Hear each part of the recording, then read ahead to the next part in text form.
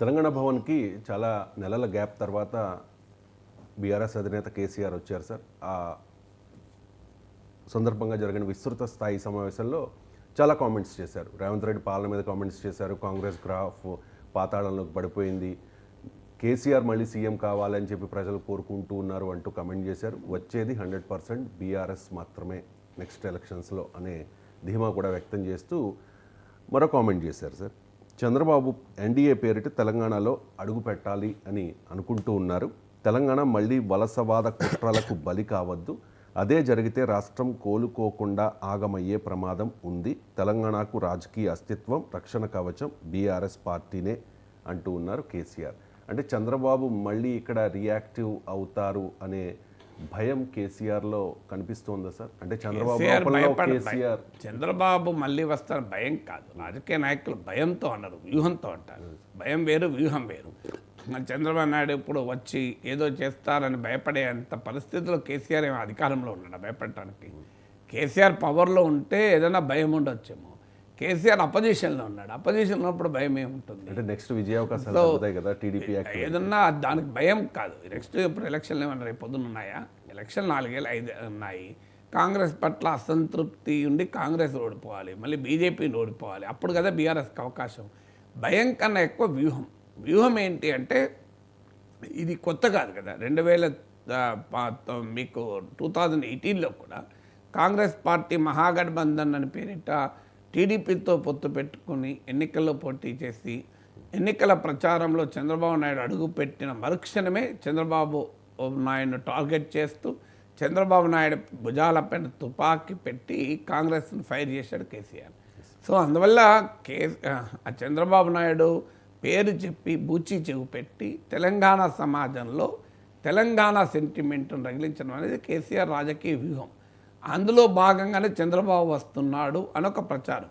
చంద్రబాబు పేరు చెప్పడం ద్వారా అటు రేవంత్ రెడ్డిని టార్గెట్ చేయొచ్చు, ఇటు బీజేపీని టార్గెట్ చేయొచ్చు అన్నది కేసీఆర్ లక్ష్యం. రేవంత్ రెడ్డి చంద్రబాబు నాయుడు వ్యక్తిగతంగా సన్నిహిత్యము, రేవంత్ రెడ్డి పట్ల తెలుగుదేశం శ్రేణులు ఈవెన్ చంద్రబాబు నాయుడు కూడా చాలా పాజిటివ్గా రెస్పాండ్ అయిన మాట నిజం. రేవంత్ రెడ్డి కూడా చంద్రబాబు నాయుడు పట్ల తన గౌరవాన్ని ఎక్కడా దాచుకోలేదు. రేవంత్ రెడ్డి తెలుగుదేశం నుంచి కాంగ్రెస్లోకి వచ్చినా టీడీపీ పైన ఏదో కోపంతో రాలే, టీడీపీని తిట్టి టీడీపీని విమర్శించి రాలే. తెలంగాణలో మారిన రాజకీయాల నేపథ్యంలో తెలుగుదేశం ఇర్రెలవెంట్ అయిన నేపథ్యంలో కాంగ్రెస్లోకి వచ్చారు. కాంగ్రెస్లోకి వచ్చిన సహజంగా ఒక పార్టీ నుంచి మరో పార్టీకి మారితే తమ పాత పార్టీని పాత నాయకత్వాన్ని తిట్టకుండా వస్తుంటారు రాజకీయ నాయకులు. మళ్ళీ వెళ్ళినప్పుడు పొగుడుతూ ఉంటారు. అలాంటి పని రేవంత్ రెడ్డి చేయలేదు. రేవంత్ రెడ్డి కన్సిస్టెంట్గా నేను చంద్రబాబు నాయుడు దగ్గర పనిచేసిన మాట నిజం, కానీ చంద్రబాబు నాయుడు శిష్యుని కాదు సహచరుని అని చాలాసార్లు చెప్పాడు. సో అందువల్ల Revanth Reddy never hidden and never hesitated also never hesitated to remind the people of Telangana about his proximity with Chandrababu Naidu. Chandrababu నాయుడుతో ఆయనకున్న సామీప్యత కానీ అభిమానానికి కానీ ఎన్నడూ దాచుకోలేదు. అందువల్ల రేవంత్ రెడ్డిని టార్గెట్ చేయడం కోసం కూడా చంద్రబాబు నాయుడిని టార్గెట్ చేయడం ఒక లక్ష్యం. రెండవ లక్ష్యం ఏంటి అంటే బీజేపీ టీడీపీ కలిసి ఉంది కనుక బీజేపీ ద్వారా చంద్రబాబు నాయుడు రాష్ట్రంలో ప్రవేశిస్తాడు. నడపా తెలుగుదేశం నాయకుల స్టేట్మెంట్లు వస్తాయి, తెలంగాణలో మళ్ళీ పూర్వవైభవం, తెలంగాణలో కూడా మేము అధికారంలోకి వస్తాం, ఇలాంటి స్టేట్మెంట్లు కూడా కేసీఆర్ కాయిదాలు అవుతున్నాయి. అక్కడ వచ్చింది లేదు, చేసింది లేదు. కానీ మధ్యలో ఒకసారి వచ్చి ఎన్టీఆర్ ట్రస్ట్ భవన్ మీటింగ్ అవుతారు తెలంగాణ నాయకులతో, స్టేట్మెంట్ ఇచ్చేస్తారు. ఆ స్టేట్మెంటు రాజకీయ సర్కిల్లో గిర్ర తిరుగుతూ ఉంటుంది. తెలంగాణ మళ్ళీ తెలుగుదేశం వస్తుందట అని. ఎందుకంటే తెలంగాణ ఉద్యమానికి భూమిక ఏంటి? తెలంగాణ ఉద్యమానికి భూమిక తెలంగాణ వెనుకబాటుతనం ఒక ఫ్యాక్టరీ. ఆ మాటకొస్తే వెనుకబాటుతనం రాయలసీమలో ఉంది, వెనుకబాటుతనం ఉత్తరాంధ్రలో ఉంది, తెలంగాణకున్నా కూడా వెనుకబడిన ప్రాంతాలు ఉన్నాయి. ఆంధ్రప్రదేశ్లో ప్రకాశం జిల్లా ఉంది, మీరు కృష్ణా జిల్లాలో కూడా మీకు గుడివాడ వైపు అభివృద్ధి అయి ఉంటే ఇటువైపు నందిగామ జగ్గయ్యపేట వైపు మళ్ళీ అప్పర్ ల్యాండే. మీకు ఈవెన్ నెల్లూరు జిల్లాలో కూడా బుచ్చిరెడ్డిపాలెం దాటితే ఆత్మకూరు, అటువైపుగా మైదుకూరు వస్తుంది. సో ఆత్మకూరు దాకా ఏముంది, చాలా అండర్డెవలప్డ్ ఏరియా నెల్లూరు జిల్లాలో కూడా. మీరు ఈవెన్ గోదావరి జిల్లాలో కూడా మీకు దేవీపట్నం లాంటి మైదాన ప్రాంతాల్లో డెవలప్మెంట్ కనిపించవచ్చు. మీకు రంపచోడవరం లాంటి ఎత్తైన ప్రాంతాల్లో డెవలప్మెంట్ లేదు. మళ్ళీ ఇలా మీరు గుంటూరులో కూడా తీసుకోండి. గుంటూరులో ఇటువైపు మీరు వాటర్ డెవలప్మెంట్ పైకి వెళ్ళండి, నరసరావుపేట, మాచర్ల, పల్నాడు ప్రాంతం వెళ్ళండి, మీకు తెలంగాణ పొలికలు కనబడతాయి. ఇలా మీకు ఉత్తరాంధ్రలో మీకు వైజాగ్ దాటితే ఉత్తరాంధ్రలో ఏముంది, మీకు చాలా వెనుకబడిన ప్రాంతం శ్రీకాకుళం, విజయనగరం, ఈ ప్రాంతాలన్నీ. అందువల్ల వెనుకబాటుతనం ఒక్క తెలంగాణలోనే లేదు. నేను ఇప్పుడు ఆంధ్రప్రదేశ్లో ఇన్ని జిల్లాల్లో మీకు చెప్పాను. వెనుకబడిన ప్రకాశం జిల్లా మొత్తం వెనుకబడిన ప్రాంతమే, తెలంగాణ కన్నా వెనుకబడిన ప్రాంతం. కానీ తెలంగాణలో సెంటిమెంట్ ఎక్కడ వచ్చింది అంటే దీనికి ఒక హిస్టారికల్ బేసిస్ ఉంది. ఆ హిస్టారికల్ బేసిస్ ఏంటి అంటే 1948లో హైదరాబాద్ రాష్ట్రం ఏర్పడింది. హైదరాబాద్ రాష్ట్రం ఇది నథింగ్ బట్ తెలంగాణతో పాటు మహారాష్ట్ర, కర్ణాటకలోని కొన్ని ప్రాంతాలు హైదరాబాద్ రాష్ట్రంలో భాగంగా ఉన్నాయి. నిజాం పాలిత ప్రాంతం. 1948లో హైదరాబాద్ అంటే తెలంగాణ ఒక రాష్ట్రంగా ఏర్పడితే 1953లో ఆంధ్ర రాష్ట్రం ఏర్పడింది, కర్నూలు రాజధానిగా. తమిళనాడు మద్రాసు రాష్ట్రం నుంచి విడిపోయి ఆంధ్ర రాష్ట్రం ఏర్పడింది. అంటే తెలంగాణ రాష్ట్రం ఏర్పడ్డ 5 ఏళ్ళకి ఆంధ్ర రాష్ట్రం ఏర్పడ్డాయి. 1956లో ఆంధ్రప్రదేశ్ ఏర్పడింది. అంటే ఆంధ్రప్రదేశ్ ఏర్పాటుకు 8 ఏళ్ల ముందు, 8 ఇయర్స్ ముందు తెలంగాణ రాష్ట్రం ఏర్పడింది. 8 years Telangana state was in existence. దాని పేరు హైదరాబాద్ స్టేట్ అని పిలవచ్చు, but Telangana state was in existence. అది చాలామందికి చరిత్ర తెలియదు. తెలంగాణ వెనుకబాటుతనం ఒకటే కాదు, ఆంధ్రప్రదేశ్ రాష్ట్ర ఏర్పాటుకు 8 ఏళ్ళుగా ముందు 8 ఏళ్ళు తెలంగాణ రాష్ట్రం ఉంది. ఆంధ్ర రాష్ట్ర ఏర్పాటుకు 5 ఏళ్ళు తెలంగాణ రాష్ట్రం ఉంది. ఉన్నాక రాష్ట్రాన్ని ఆంధ్ర రాష్ట్రంతో కలిపారు. కలిసినప్పుడే చాలా ఆందోళనలు, అనుమానాలు వ్యక్తమయ్యాయి, పెద్ద ఉద్యమాలు నడిచాయి. ఆంధ్ర డెవలప్డ్ రీజను బ్రిటిష్ పాలనలో ఉండడం వల్ల, క్యాపిటలిస్ట్ రిలేషన్ సెంటర్ కావడం వల్ల, తెలంగాణ ఫ్యూడల్ ప్రాంతంగా పాలనలో ఉండడం వల్ల వెనకబడింది. అందువల్ల అన్ని రంగాల్లో కూడా ఆంధ్ర ఆధిపత్యం ఉంటుంది. ఆంధ్రాలో ఎక్కువ సీట్లు ఉంటాయి. ఆంధ్ర ప్రాంతానికి పొలిటికల్ లీడర్షిప్ కూడా మాకు నష్టం జరుగుతుందని ఈ అనుమానాలన్నీ వ్యక్తమైనప్పుడు జెంటిల్మెన్ అగ్రిమెంట్ అని పెద్ద మనసులో ఒప్పందం కుదిరింది. ఆ పెద్ద మనసులో ఒప్పందంలో భాగంగా తెలంగాణ ప్రాంతానికి కొన్ని ప్రత్యేక రక్షణలు ఇచ్చి ఆంధ్రప్రదేశ్ ఏర్పడింది. ఉదాహరణకు తెలంగాణలో భూములు తెలంగాణేతరులు కొనాలి అంటే తెలంగాణ ప్రజాప్రతినిధులతో కూడిన రీజనల్ కమిటీ అనుమతి కావాలి. అంటే తెలంగాణ ల్యాండ్స్ తెలంగాణేతరులకు ఏలియనేట్ కావద్దు. ఇప్పుడు మీకు గిరిజన ప్రాంతాల్లో ఉంటాయి 170 యాక్ట్ లాగా. సో ఆ కండిషన్ ఉంది.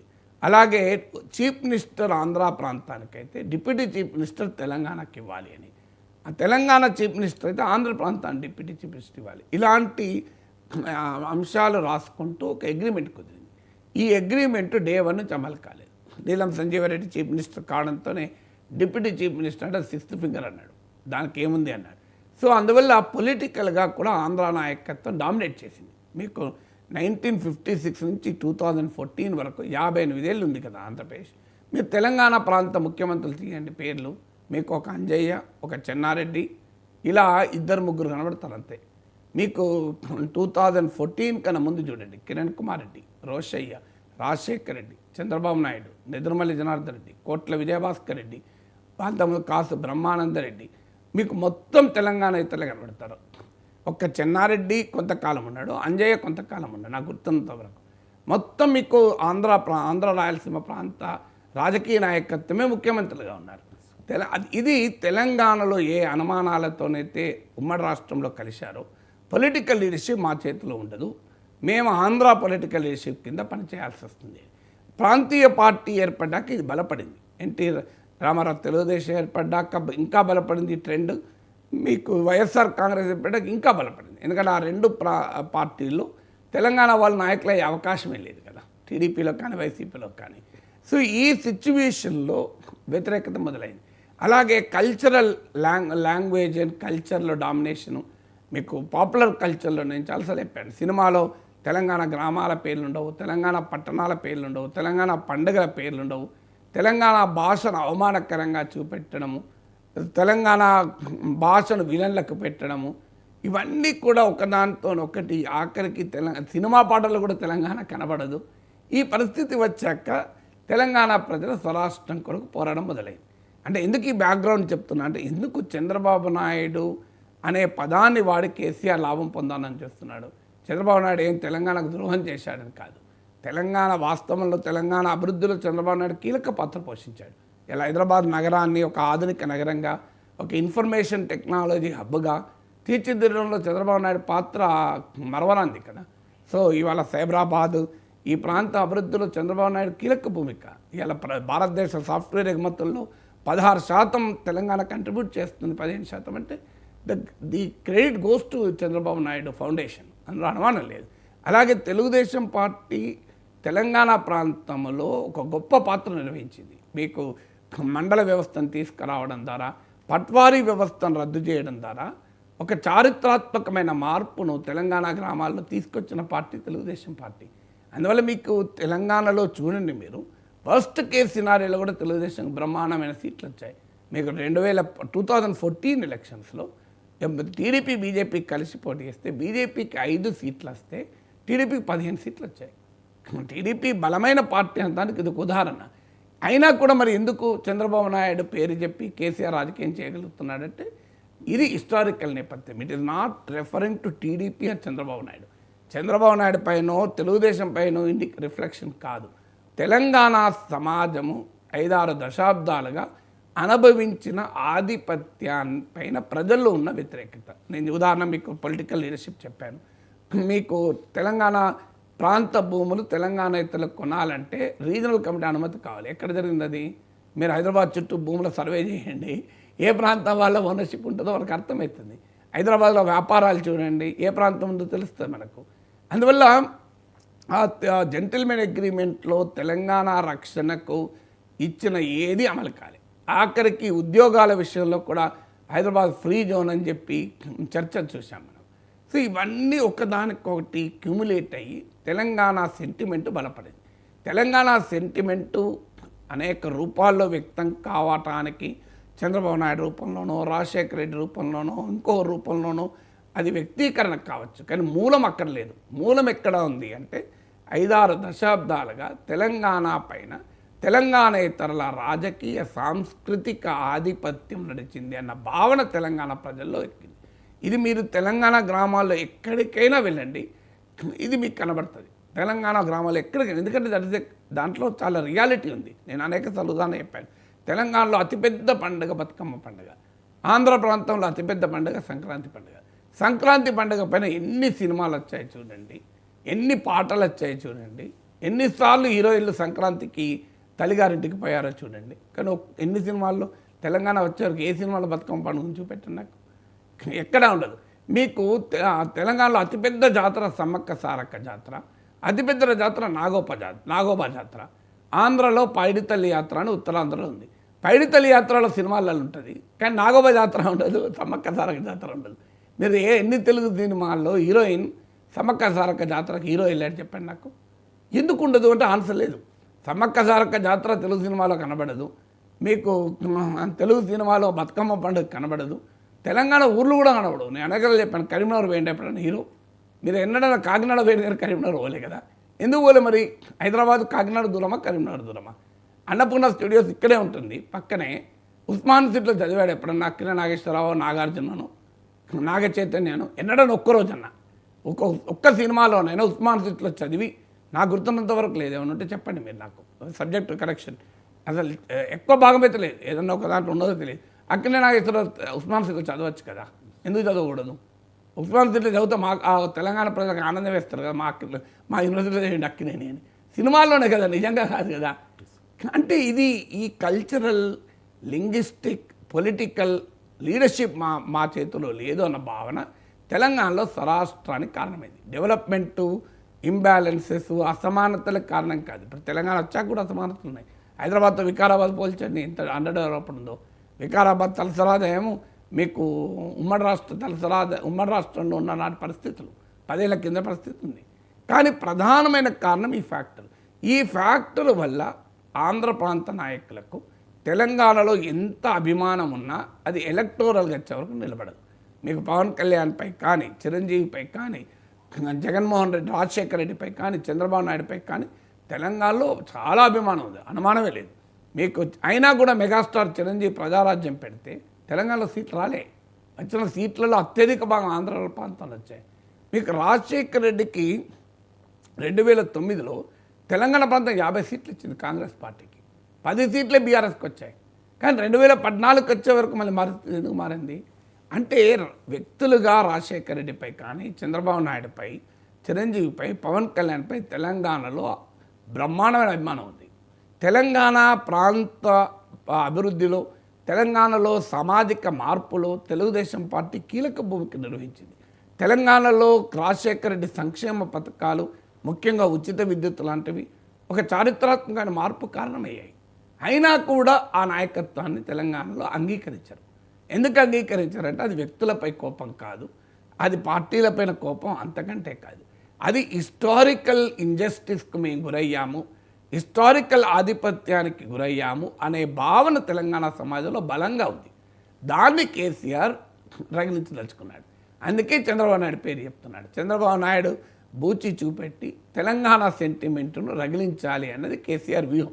ఎందుకంటే ఆయన తెలంగాణ రాష్ట్ర సమితి పెట్టి ఫక్తు రాజకీయ పార్టీగా మార్చి ఉద్యమ స్వభావాన్ని వదిలేసి తర్వాత భారత రాష్ట్ర సమితి పెట్టి తెలంగాణ సెంటిమెంట్నే పక్కకు పెట్టి రాజకీయం చేసి దాని ఘోరమైన ఫలితాలు అనుభవించాడు.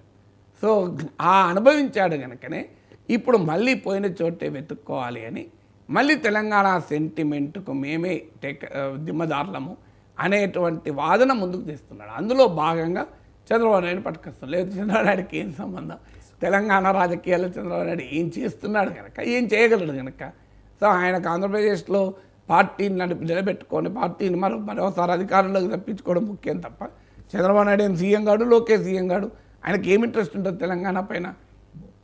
తెలంగాణలో తెలుగుదేశం పార్టీ ఉన్నమాట నిజం, కానీ దాని కొరకు చంద్రబాబు నాయుడు, లోకేష్ ఇక్కడ తపన పడేది లేదు, ఇక్కడ చేయగలిగేది కూడా లేదు. అయినా కేసీఆర్ చంద్రబాబు నాయుడిని చూపెడతాడు.